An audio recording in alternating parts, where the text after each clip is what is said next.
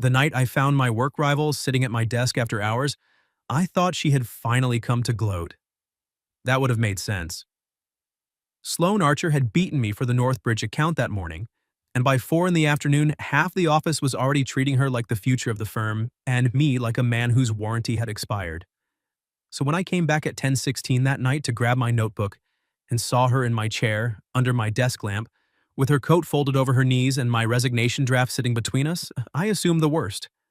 Because that was easier than assuming she cared.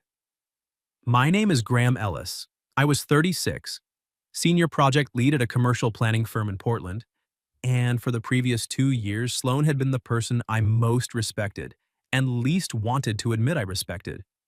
She was sharp in a way that made rooms uncomfortable. Not loud, not dramatic. Worse, precise. Sloan could sit through 20 minutes of a partner talking himself into a bad decision, tilt her head, and say, "That sounds expensive and emotionally convenient," and suddenly everyone would realize the plan was garbage. She had dark hair usually pinned back too tightly, a closet full of clean lines and neutral colors, and the unsettling ability to make eye contact feel like a performance review. I didn't dislike her. That was the lie I told because the truth was less useful. The truth was, she made me better. I hated sloppy reasoning more when she was in the room. I edited my proposals twice if I knew she would see them. I could feel where an argument was weak before she even opened her mouth because some part of me had learned to hear her voice in my head. Infuriating, effective, probably unhealthy. That morning, the partners had announced she would lead Northbridge, the largest urban redevelopment project we had seen in years. I had built the first version of that pitch. I had worked 3 weekends on the site analysis. I had rewritten the community access plan after Sloan tore the first one apart with one sentence. "You're designing for approval, not for people who actually live there." She had been right. I had fixed it. And then the partners gave the account to her. I smiled in the meeting. I congratulated her afterward. She looked at me strangely when I did. "You're taking this well," she said. "I'm a professional." "No," she said. "You're quiet. Those are different." I walked away before she could read anything else. By 6, I had written a resignation draft. By 7, I had printed it. By 8, I had folded it into my notebook without sending it because apparently even quitting required me to overthink formatting. By 10, I realized I had left the notebook on my desk, so I drove back. The office after hours always felt like a stage after the audience left. Computers sleeping, conference rooms dark, chairs pushed in badly by people who believed adulthood ended at their own laptops. The city lights pressed against the windows and the whole floor smelled faintly of burnt coffee and printer toner. Then I saw my desk lamp on, and Sloan sitting there, in my chair. My first thought was that I was too tired and had hallucinated the worst possible person. My second thought was that she had found the resignation draft. She looked up before I said anything. No smirk, no victory, no polished office face. She looked tired, almost nervous, though I would have denied that under oath if anyone asked me 2 hours earlier. "What are you doing at my desk?" I asked. She glanced at the paper, then back at me. "Let's talk in private." I looked around the empty floor. "Sloan, it's 10 at night. Unless the copy machine has developed opinions, we're private." "No." She stood, picking up my resignation draft carefully. "We're in the office. That's different." I should have been angry. I was, technically. But the sight of her holding that paper did something strange to the anger, made it colder, cleaner. "You read it?" "It was in the printer tray." "No, it wasn't." Her jaw tightened. "It was when I found it." That stopped me. "I printed it hours ago." "I know." She lowered her voice. "Graham, someone else saw it before I did." The floor seemed to shift under me. "Who?" She didn't answer there. Instead, she walked past me toward the small archive room near the back of the office, the one nobody used except to store old zoning binders and dead plants the admin team felt guilty throwing away. I followed because I wanted the paper back. That was what I told myself. Inside the archive room, Sloan shut the door. It clicked softly. Too softly.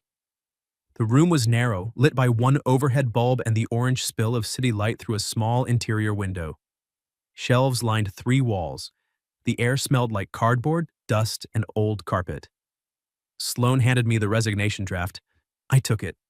Her fingers brushed mine, barely. Still, both of us noticed.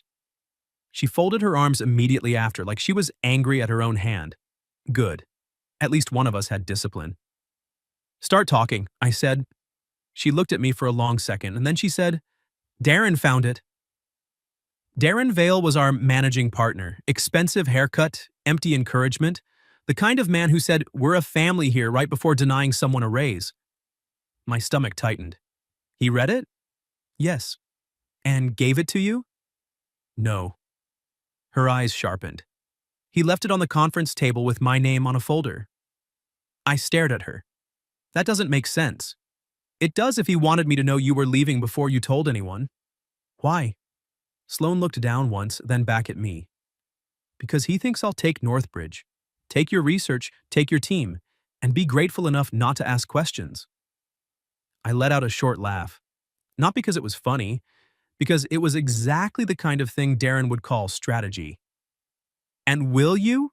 Her face changed. That was the wrong question. I knew it the second it left my mouth. Sloane stepped closer, not enough to touch me, but enough to make the little room feel smaller.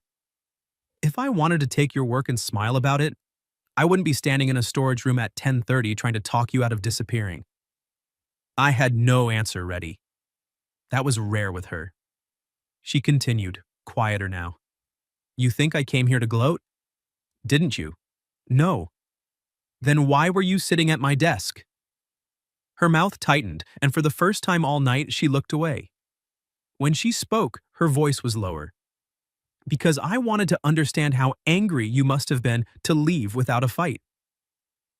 That hit harder than I expected. I looked at the resignation draft in my hand. It suddenly felt less like a decision and more like evidence. You got the account, I said. I got assigned the account.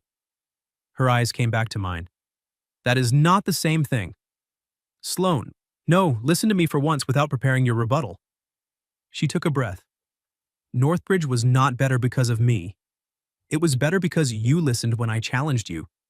Because you took a criticism that would have made most men defensive and turned it into the strongest part of the pitch. I stared at her. Her voice softened, but her posture stayed rigid, like honesty required structure or it might spill everywhere. And I am so tired of watching rooms reward people for using you while calling you too steady to lead.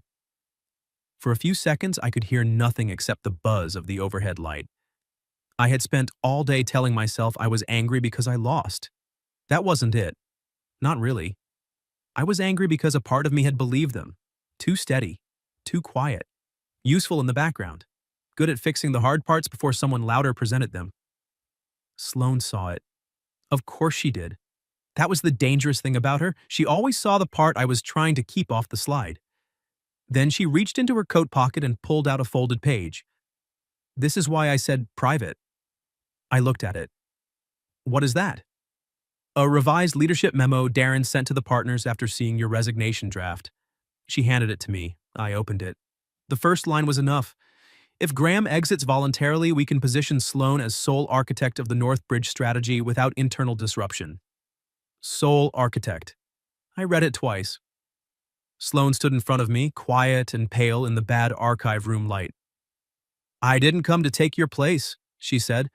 I came because they were about to erase you from your own work. The paper trembled slightly in my hand. Not much. Enough for her to notice.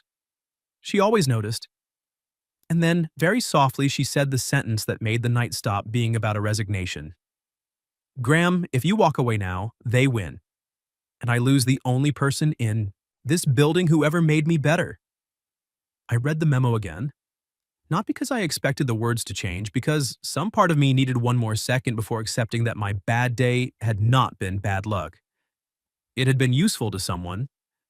Sloane watched me in silence from the other side of the archive room, arms folded tight, jaw set like she was holding back 3 different versions of anger, and none of them were polite enough for office policy.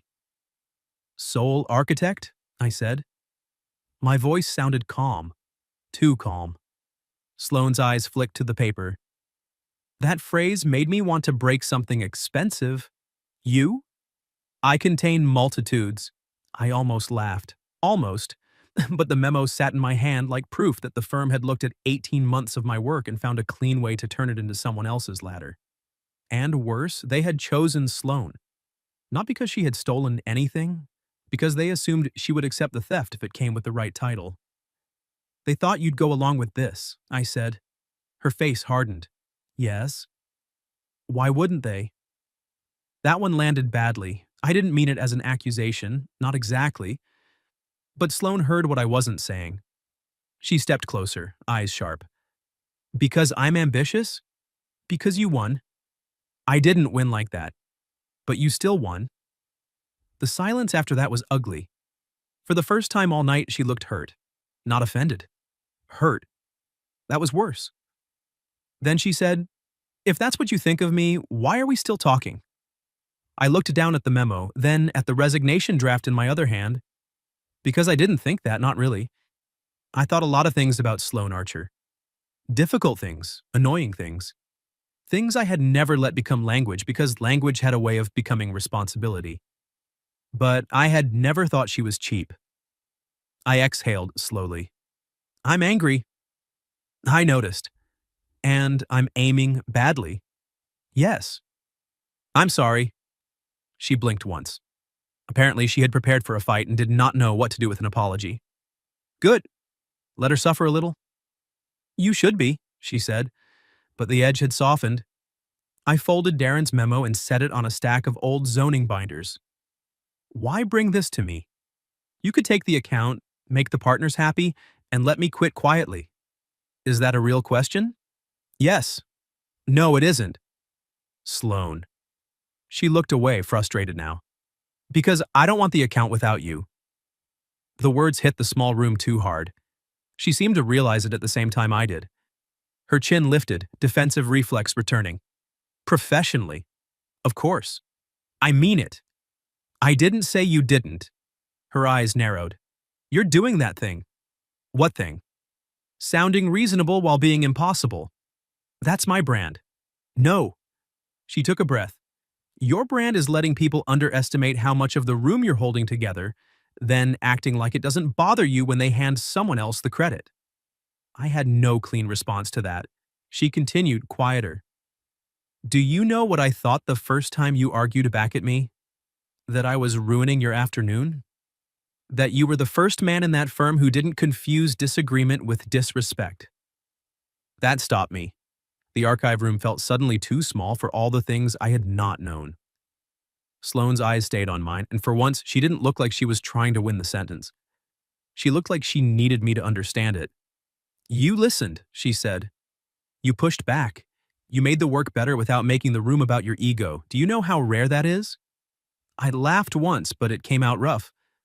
Apparently not rare enough to lead Northbridge. Her expression tightened. That is exactly why I came. Before I could answer, her phone buzzed. She checked it. Her mouth went flat. What? She turned the screen toward me, a message from Darren. Need to know where you stand before tomorrow's partner call. Graham's departure can be positioned cleanly if we move fast. This is an opportunity, there it was. Not subtle, not even smart.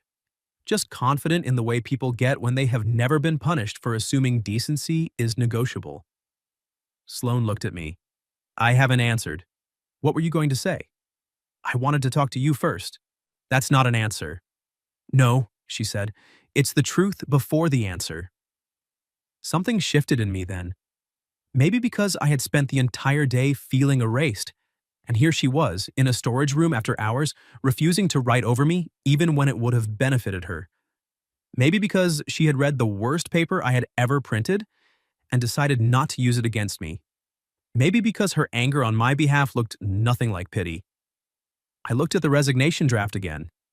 Then I tore it in half. Sloane went still. I tore it again. Then dropped the pieces into the recycling bin beside a dead office fern. Her mouth parted slightly. You're staying? She asked. For now. That is not the most inspiring phrasing. I'm pacing myself. A small smile touched her face and vanished before it became dangerous. I pointed at her phone. Tell Darren we'll both be on the partner call tomorrow. We? Yes. And what are we saying? I picked up the memo. That Northbridge has two architects, and if they want to pretend otherwise, they can explain why the project files, research logs, revision history, and client notes say something different. Sloane stared at me. Then, slowly, she smiled. Not polite, not soft, a little lethal. There he is, she said. I should not have liked hearing that as much as I did, she typed back. Graham and I will both attend tomorrow's partner call. Leadership structure needs correction. Do not position his work without him. She hit send before I could overthink it for both of us. My phone buzzed 3 seconds later. Darren, heard you're still in the office. Let's not make emotional decisions tonight. I showed Sloane. She read it and laughed under her breath. Emotional, she said. That's rich. I'm learning that men in power call anything emotional when it stops helping them. Her eyes lifted to mine. For half a second, there was no Northbridge, no resignation, no Darren, no fluorescent archive room light. Just Sloane looking at me like I had finally said something she had been waiting 2 years to hear. Then the building lights clicked off in the hallway. After-hours motion sensors. The archive room stayed dim, lit only by the small interior window and the glow from her phone. Neither of us moved. The darkness should have made the moment easier to dismiss. It did not. Sloane's voice dropped. We should go. Yes. We didn't. She was close enough now that if I reached out, my hand would find her sleeve. I didn't. But I thought about it. She noticed. Of course she noticed. Graham, she said quietly, don't. I didn't say anything. You were about to. She held my gaze. You don't know that. Yes, I do. Her smile was faint, unsteady. Then maybe you noticed things too. That was when the archive room door handle moved. Both of us turned. Someone was outside. The handle moved again. Then Darren's voice came through the door, calm and polished. Sloane, Graham, are you two in there? Sloane looked at me. I looked at her. And the night, which had already been dangerous, suddenly became something else entirely. For 1 second, neither of us answered. That was a mistake. Silence is innocent when you are alone. Behind a closed archive room door after hours with your work rival, it sounds guilty, even when the only thing you have touched is a leadership memo and the edge of a very bad decision. Darren tried the handle again. Sloane? She looked at me, and the softness from her face vanished. Professional Sloane returned so fast it was almost impressive. Then she opened the door. Darren stood outside in a navy coat, phone in hand, looking exactly like a man who had expected to catch something useful and was disappointed to find us fully clothed and holding paperwork.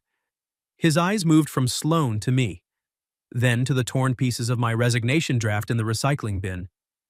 Well, he said, this seems intense. Sloane stepped out first. It is. Darren smiled. That wasn't an invitation. No, she said. It was a warning. I almost smiled. Bad timing. Darren's gaze shifted to me. Graham, I was hoping we could avoid this becoming theatrical. You left my resignation draft where someone else could find it. I found a document in a shared printer area. I printed it at my desk. His smile didn't move. Office. Equipment can be unpredictable. Sloane lifted Darren's memo between 2 fingers. Less unpredictable than this.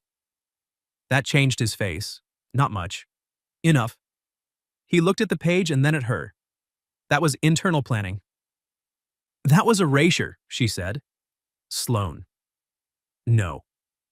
Her voice stayed calm, but there was no warmth in it. You used his possible resignation as an opportunity to rewrite ownership of the Northbridge strategy before he had even made a decision.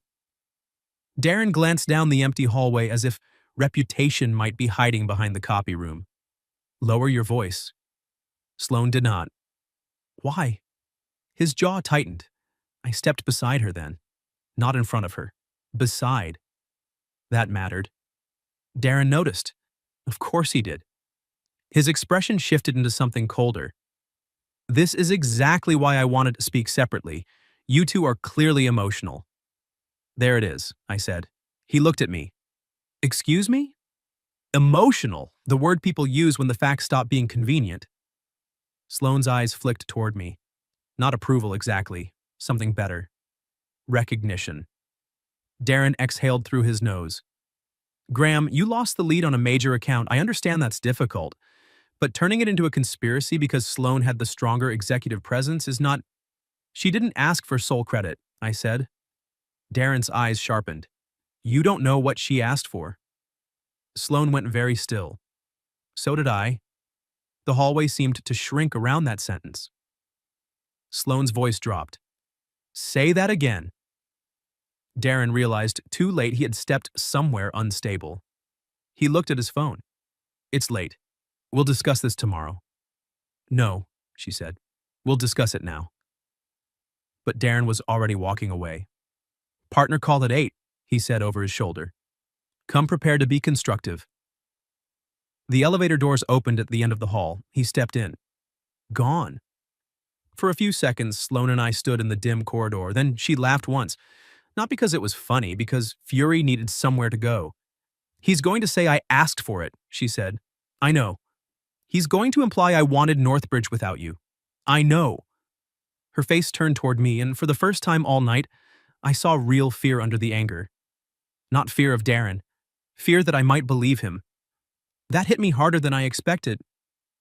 Sloane, I said quietly. If I believed that, I'd already be gone. She held my gaze. The building lights clicked back on around us, harsh and white, killing whatever intimacy the darkness had briefly allowed. But not all of it. Some things stayed.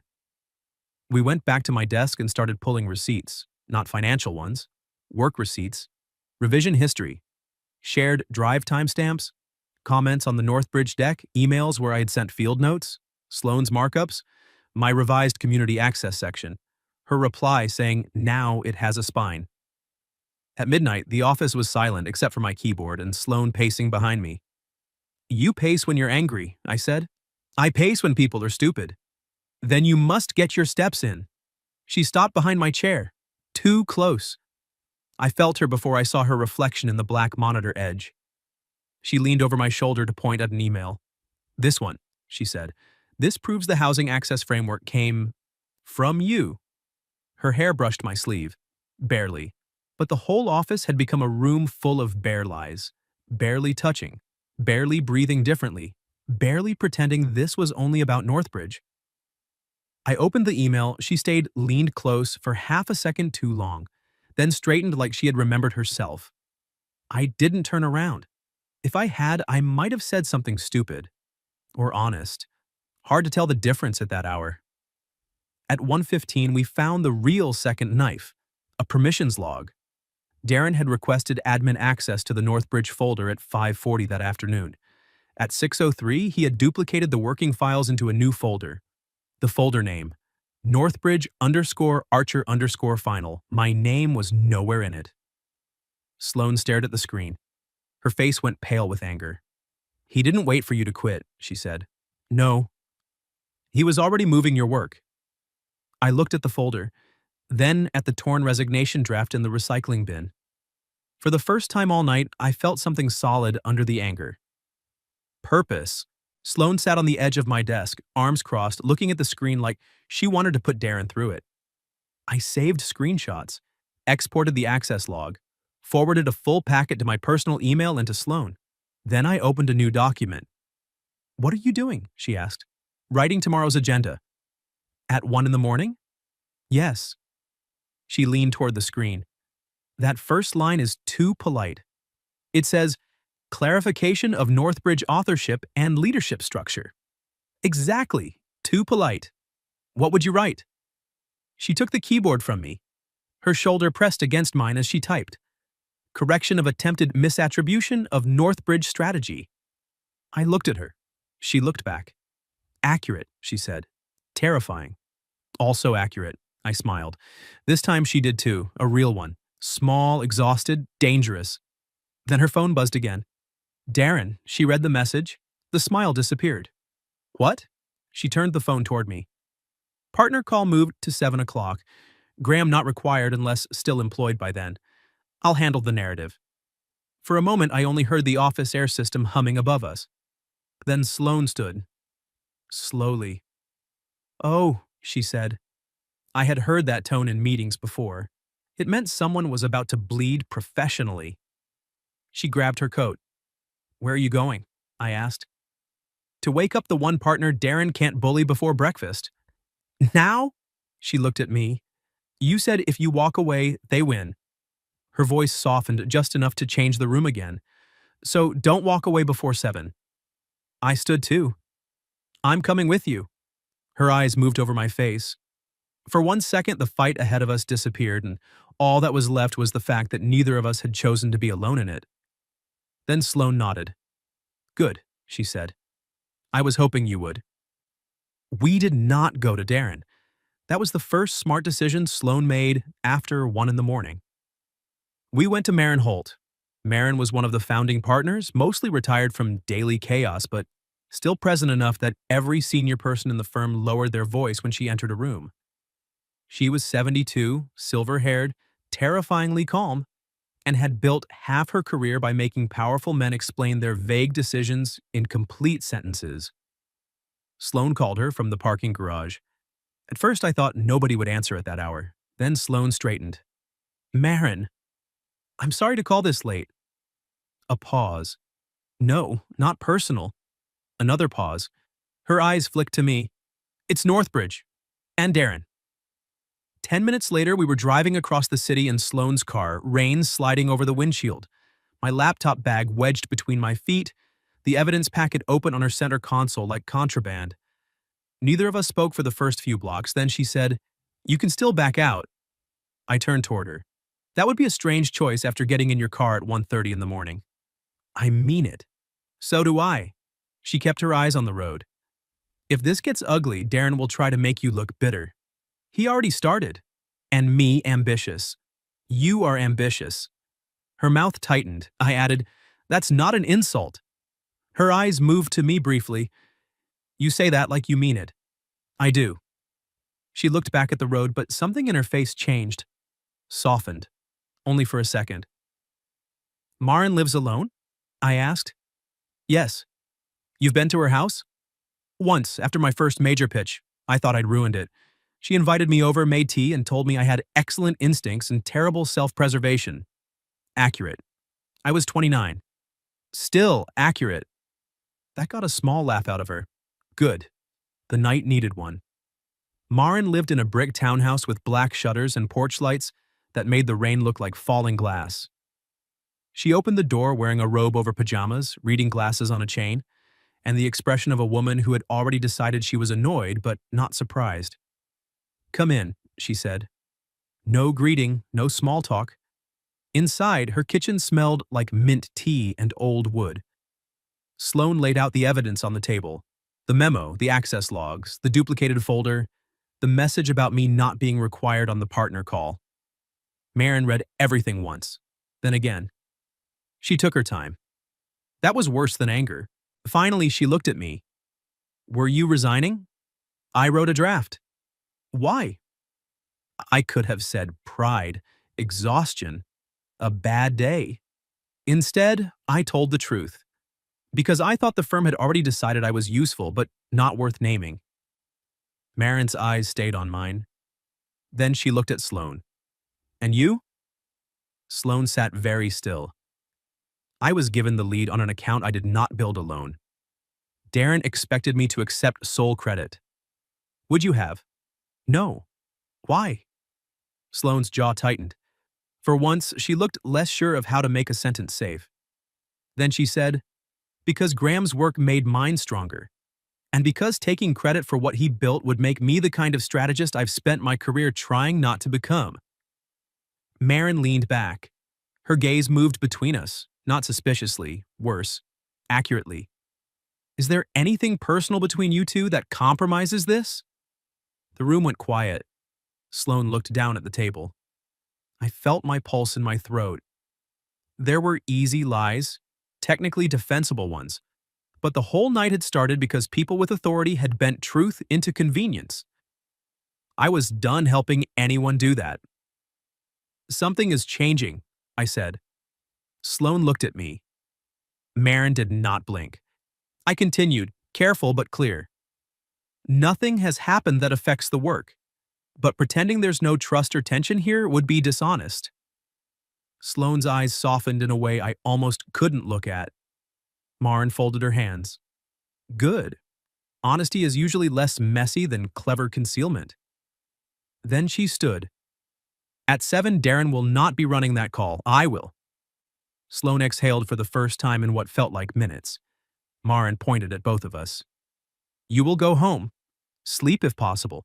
Show up at 6:45 with the full packet and no theatrics. She looked at me. Do not resign. Then at Sloane. Do not martyr yourself. Then back at both of us. And whatever this is, keep it out of the line of fire until you've both made decisions in daylight. That was the most useful romantic advice I had ever received from a retired founding partner in pajamas. Sloane drove me back to the office garage in silence. Not uncomfortable silence. Loaded silence. When we stopped beside my truck, neither of us moved immediately. You said something is changing, she said. I did. That was risky. So was sitting at my desk with my resignation draft. Her mouth curved faintly. Fair. Rain tapped against the roof. The parking garage smelled like wet concrete and exhaust, which should not have felt intimate and somehow did. Sloane turned toward me. Marin was right. About sleeping? No one sleeps before a 7 a.m. partner ambush. Then what? Daylight. I nodded. Yeah. She looked at me for a long second, and all the sharpness was still there, but now I could see the fear underneath it. Not weakness. Fear of wanting something badly enough that it could cost her. I don't want this to start because we're angry, she said. It didn't. Her breath caught slightly. I didn't move closer, neither did she. That restraint felt like a choice both of us were making with clenched hands. At 6:45, we walked into conference room 4 together.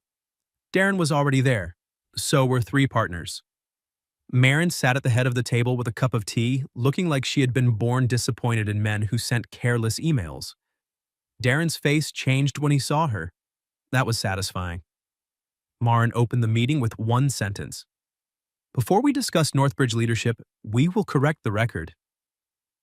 For the next 40 minutes, the room got very quiet. Sloane presented the access logs. I walked through the revision history. Marin read Darren's memo aloud, including the line about positioning Sloane as sole architect after my voluntary exit. Nobody interrupted, not even Darren. Especially not Darren. By 8:02, the decision was made.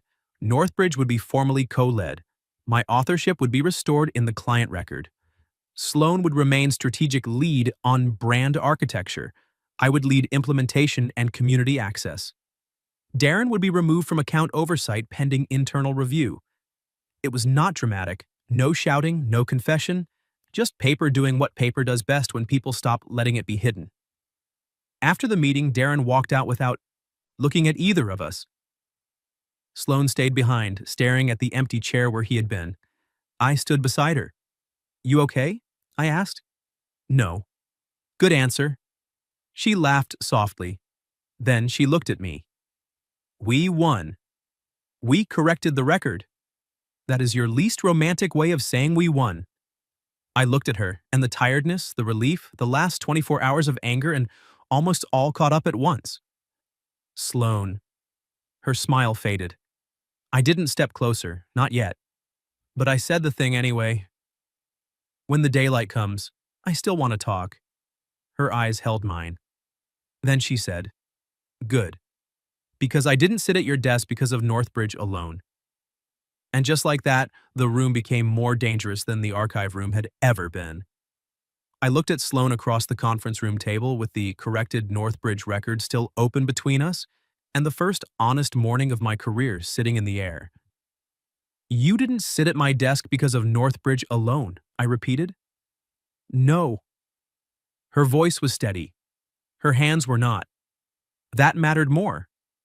Sloane Archer could walk into a partner meeting with evidence, dismantle a managing partner's narrative, and make a room full of executives feel underprepared for their own opinions. But standing there with me after the fight was over, she looked almost afraid. Not of me, of the part that came next. I closed the laptop slowly. Then why? She looked toward the glass wall where the office had started moving again. People at desks, coffee cups, emails, normal morning noise pretending nothing important had shifted underneath the floor. Because when I saw your resignation draft, she said, I got angry before I got strategic. That sounds unlike you. It was deeply inconvenient. I almost smiled. She did not.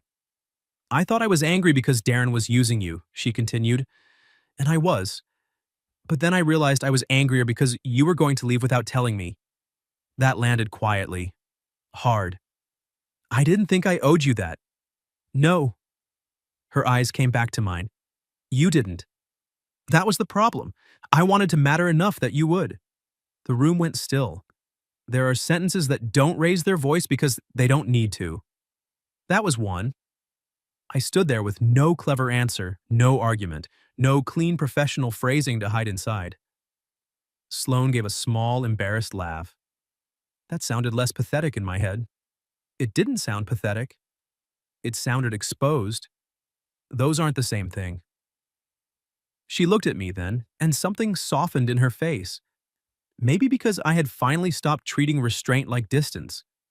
The door opened before either of us moved. Maren stood there with her tea. Of course. Her timing was ruthless enough to qualify as architecture. Good, she said. You're both still here. Sloane straightened. Maren. I need 2 signatures on the revised account structure before legal archives hit. She set a folder on the table, then looked at both of us over her glasses. And I need both of you to remember that clarity is not just for client records. Neither of us answered. Maren's mouth barely moved. That was her version of a smile. Carry on, she said, and left. Sloane stared at the closed door. She knows everything. She probably knew before we did. That's unsettling. That's Maren. We signed the revised structure. Not romantically, not symbolically, just 2 signatures on paper. But when Sloane handed me the pen, our fingers brushed again, and this time neither of us pretended not to notice. For 3 weeks we kept it clean. Professionally clean. No late-night archive rooms, no closed-door conversations without purpose. No turning the thrill of being believed into a shortcut for something neither of us wanted to damage. Northbridge became ours in the official record and in the work itself. Sloane led the brand strategy with a precision that made the client both nervous and devoted. I handled implementation, community access, and the ugly logistical details that make beautiful plans survive contact with real neighborhoods. We argued constantly. Better than before, cleaner than before, no performance, no hidden resentment, no trying to win the room by making the other person smaller. And every argument had a dangerous little truth under it. We trusted each other. Darren did not survive the internal review, not immediately. Firms like ours rarely act fast when the problem wears expensive shoes. But the pattern came out. Other misattributed work, other internal planning memos, other people quieter than me who had swallowed being erased because they did not have a Sloane Archer sitting at their desk after hours with proof in her hand. He resigned 6 weeks later. The announcement called it a transition. Maren called it trash removal in private. I loved that woman. Sloane and I had our first real date 2 nights after Darren left. Not dinner at some polished place where we could pretend to be people with uncomplicated timing. We got takeout and ate it on a bench near the river because neither of us trusted ourselves in a dim restaurant yet. She wore a black coat and no office armor. I brought napkins. She looked at them and said, "You are aggressively prepared. You brought 3 pens. Pens are different. How? They matter." I laughed. She tried not to, failed. That was when I kissed her. Not because the night was perfect, because it wasn't. It was cold, the noodles were mediocre, and a cyclist yelled at us for blocking half the path. But Sloane was laughing, really laughing, and for once, I did not feel like the steady part of me was something to overcome. I felt like it was the place she had been trying to reach. When we pulled apart, she looked almost offended by how gently I had done it. "That was very restrained," she said. I'm capable of growth. I'm undecided. Take your time. She did. We both did. A year later, Northbridge broke ground with our names on the public planning record. Mine and Sloane's, side by side. No hidden authorship, no footnotes, no polite erasure. At the ceremony, Marin stood behind us and muttered, "Try not to look too pleased with yourselves." Sloane whispered back, "Impossible." Marin said, "Good." 2 years later, Sloane and I left the firm. Not in anger, not in scandal, in clarity.